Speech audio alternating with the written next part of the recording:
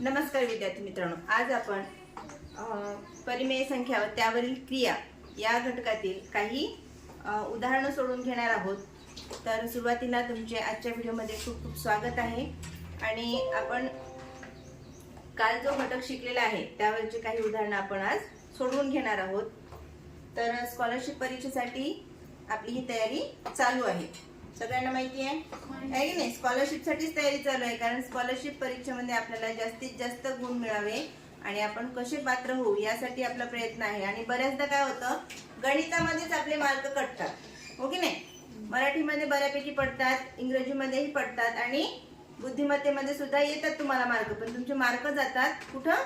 गणित विषयामध्ये। गणित विषयाचे तुमचे मार्क कुठेही जाऊ नये, ते तुमच्या जवळ यावेत यासाठी आपला हा छोटासा प्रयत्न आहे। तर व्हिडिओ शेवटपर्यंत बघायचा आहे आणि व्हिडिओ आवडला तर व्हिडिओला लाईक करा आणि तुमच्या जास्तीत जास्त मित्रांना याचा फायदा होण्यासाठी त्यांना शेअर करायचा आहे। पहा, पुढीलपैकी परिमेय संख्या उतरत्या क्रमाने लिहिल्या तर मध्यभागी कोणती परिमेय संख्या येईल? प्रश्न दिलेला आहे पहा इथे, आणि काही संख्या दिलेल्या आहेत। 13/14, 9/10, 12/13, 15/16 आणि 20/19। तर पहा 20/21। आता जर तुम्ही ऑब्झर्वेशन केलं, आता याच्या वेगवेगळ्या पद्धतीने आपण संख्यांचा लहान मोठापणा ठरवू शकतो। काल मी तुम्हाला एक पद्धत सांगितली होती की काय डेसिमल म्हणजे दशांश पूर्णांकामध्ये याचं रूपांतर करायचं, भागाकार करायचा आणि त्याच्यामधला लहान मोठेपणा ठरवायचा आणि मधली संख्या कोणती आहे ती आपण शोधू शकतो। आता काय करायचं, आपल्याला एक ट्रिक वापरून बघणार आहोत आपण। ती ट्रिक म्हणजे या दोघांमध्ये कितीचा फरक आहे? 1चा। या दोघांमध्ये 1चा। प्रत्येकामध्ये जर बघितलं आपण तर कितीचा फरक येलाय? 1चाच फरक आहे, हो की नाही? मग आता प्रत्येकाला आपण जर 0 वाढवलं, पहा 0 वाढून बघा।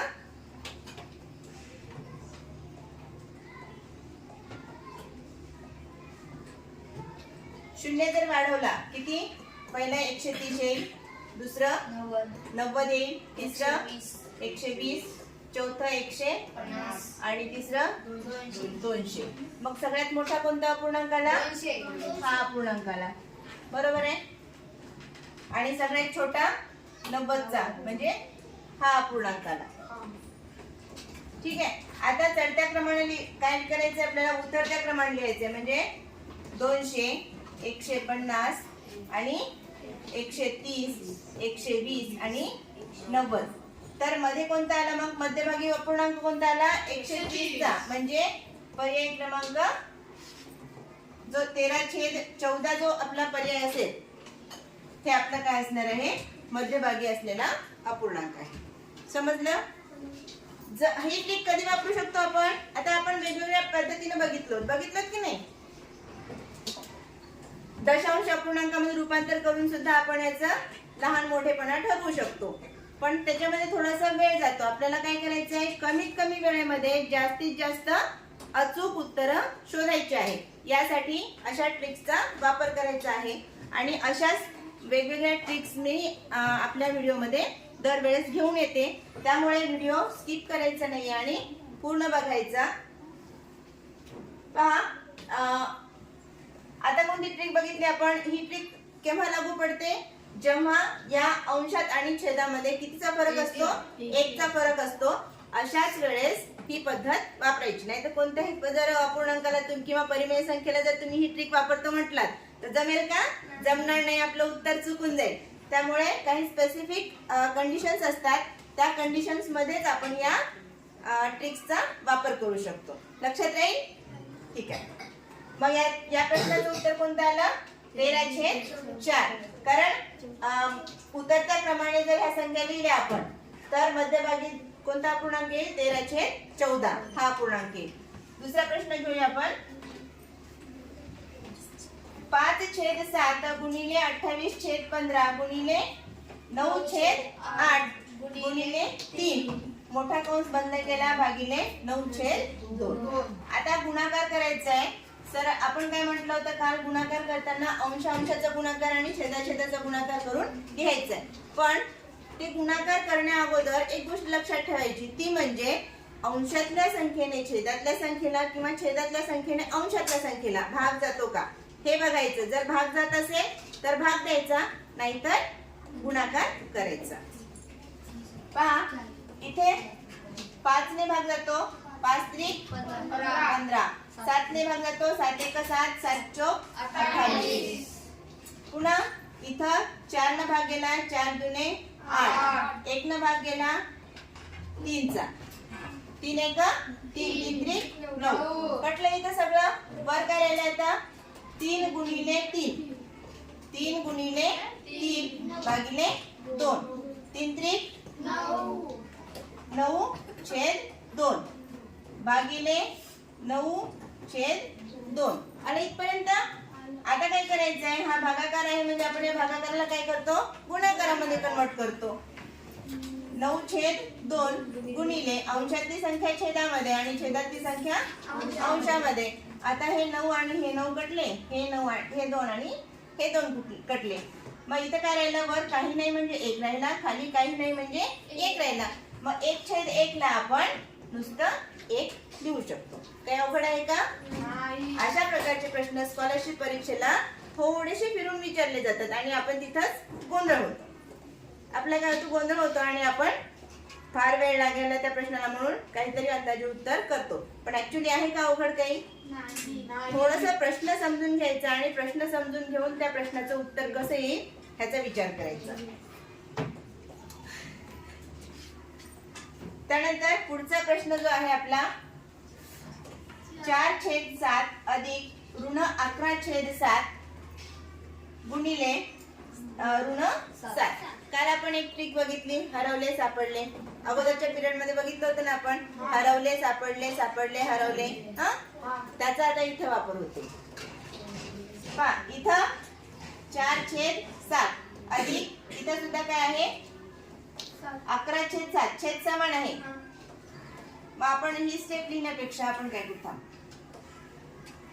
दोघांचाही छेद समान आहे म्हणून एक छेद घेतला, पहिला अंश जशाला तसा घेतला. आता सापडले हरवले, हरवले कंस बंद करा, गुणिले 7 हरवलेले आहेत आपल्याकडे, आहे की नाही.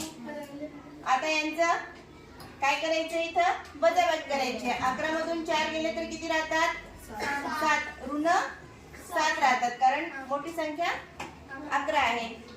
मग ऋण 7/7 याचं उत्तर काय येईल,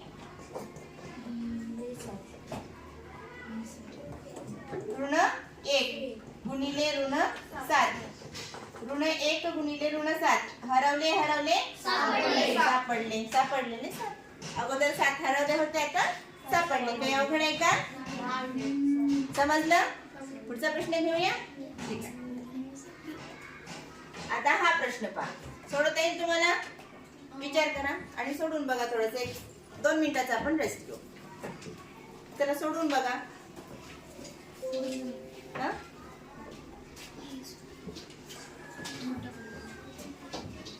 हरवले सापडले आहे पहा याच्यामध्ये.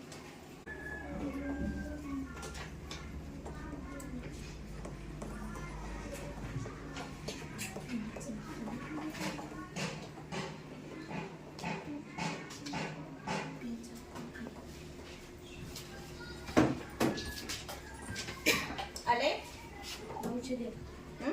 9/1 आले का? किती जणांचं आले उत्तर?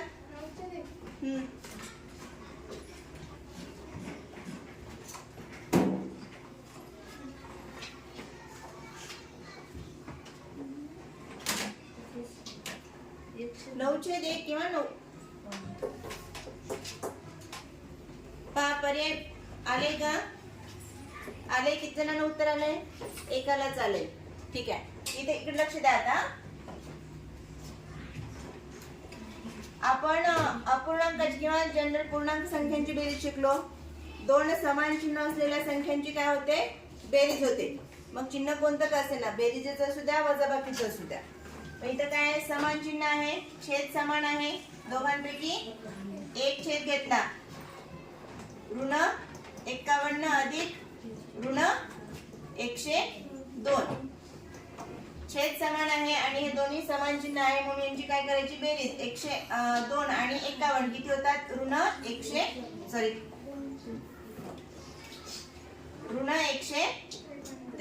छेद 85 भागिले कंस सोडून घेतला. आता याचा भागाकार करा.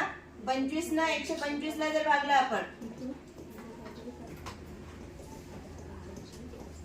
25 एक 25, 25 पाच 125, किती आलं इथं 1/5.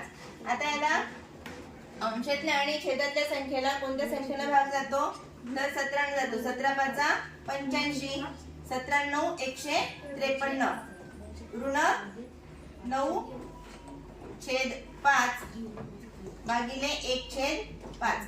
यालाच आपण असं करू शकता, ऋण 9/5 भागाकाराऐवजी गुणाकार चिन्ह आणि अंशातली संख्या छेदामध्ये, छेदातली संख्या अंशामध्ये. हे कटलं, उत्तर आलंय ऋण 9/1. यालाच आपण ऋण 9 असं लिहू शकतो. उत्तर काय आलं, ऋण 9. ठीक आहे. त्यानंतर पुढचा प्रश्न आहे आपला 22/3 या परिमेय संख्येमध्ये पुढीलपैकी कोणती परिमेय संख्या मिळवली तर उत्तर पूर्णांक संख्या आहे.